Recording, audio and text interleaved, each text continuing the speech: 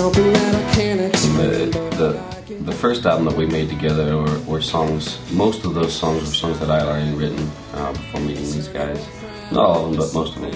And so it was kind of like, here, learn these songs. We're gonna make a record. And you know, it sounds good. It's a good album, but this is more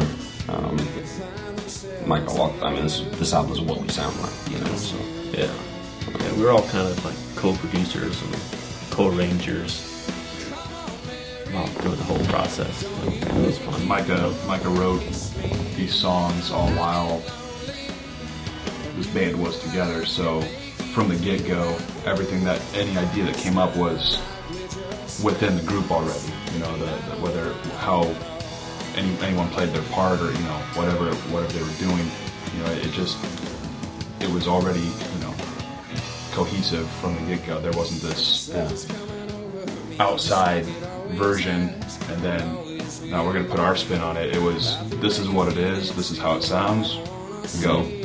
So well, we recorded it right here in this very room. Yep. Well, yeah. Dan, this is Dan, by the way. He had a computer set up right where that camera's at, basically. And all the engineering happened here. We used all the rooms of the house, basically, aside from the bedroom, because that's where the magic happens. That's right, it's the boom boom room. But yeah, we used all the rooms, and we recorded right here in this house. It's a good time. It took about a year. Yeah. I tried to run, but it's no use. I just can't get over you. And you were right to think that all of those sweet things I said. Oh, you become a better songwriter. Well, Yeah. you wrote songs, but you're becoming a better songwriter. And we become a better band as well. Yeah. I mean, that's probably even just as important, you know. But yeah, I mean, I think when we first got together, these guys were a funk band before. Yep. And you know, he played all kinds of music with different groups. They all played jazz, and I couldn't hang with any of those guys, you know. So I didn't know what kind of band we were going to be, you know. So it's kind of interesting to see what kind of band we've become. I don't think any of us really intended on, you know, making this kind of music. When we first got together, I was like, are we going to be a hippie jam band? Is Darren going to solo a lot? In the end, I'm gonna find it out and lose it on a single head. Who's in the fall? Who's in the middle? Who's got a cure for a heart that's brittle? Lover in love with a bright side fantasy. Yeah, I think of all the albums that recorded either with this band, the first one, or past bands, this is the one that I feel has the most kind of like a long-lasting quality to it. That lots of the songs and how we played them and produced them have this sense of kind of feel like I've always the songs I've heard this song before, but I haven't though. It's just kind of seems like it's always been there and part of the history of music in a way. And so it kind of as a guitar player, I'm really happy with all the guitar playing on it from both of us, and because you can look at it as a songwriter's album. You can also look at it as like a guitar album too that has some country and rock and blues behind it, and it's really happy with everything with it, and I think it'll last. And it's amazing when I feel alright, I still feel like I could cry. You're telling me there's something not right, even after all this time. Who's gonna buy you a diamond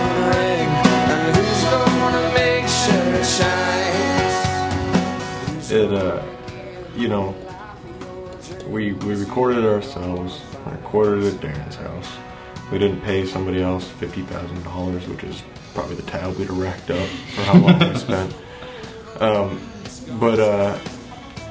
You know, we spent a lot of long nights together, really deep into music, talking about things that nobody would ever dream we talk about when you hear how simple these songs are, you know.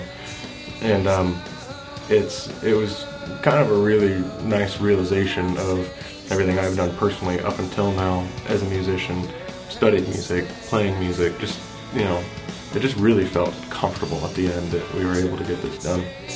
And that's totally disregarding, you know, all the sacrifices we all made as far as, you know, driving over here every weekend for us that were out of town, leaving our wives, putting out Darren's wife, you know, she left pretty much every weekend we came here.